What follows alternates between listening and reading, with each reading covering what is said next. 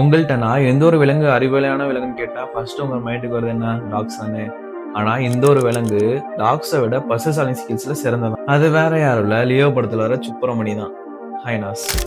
Land university and Duke university, இந்த யூனிவர்சிட்டியில இருக்க ரிசர்ச்சர்ஸ் எல்லாம் ஹைனாஸோட ப்ராப்ளம் சால்விங் ஸ்கில்ஸை டெஸ்ட் பண்ணி பார்த்துருக்காங்க.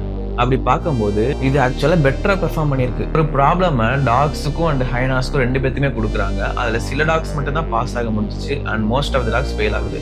பட் ஹைனாஸ் மட்டும் அப்படி கிடையாது. ஹைனாஸ்க்கு அந்த பசில்ஸை கொடுத்த உடனே அந்த பசில்ஸுக்கு தந்தப்பல அவங்க பாடியும் அவங்க மைண்டையும் அடாப்ட் பண்ண ஆரம்பிக்கிறாங்க. அதுக்கப்புறம் சயின்டிஸ்ட் நோட் பண்றாங்க, ஒவ்வொரு ஹைனாஸ் தனித்தனி ஒர்க்கா பண்ணல, ஆக்சுவலா டீம் ஒர்க் பண்ணிட்டு இருக்காங்க. அங்க இருக்கிற ஹைனாஸ்லாம் அந்த சால்வ் பண்ற பஸ்ல பார்த்து வாட்ச் பண்ணிட்டு இருக்காங்க.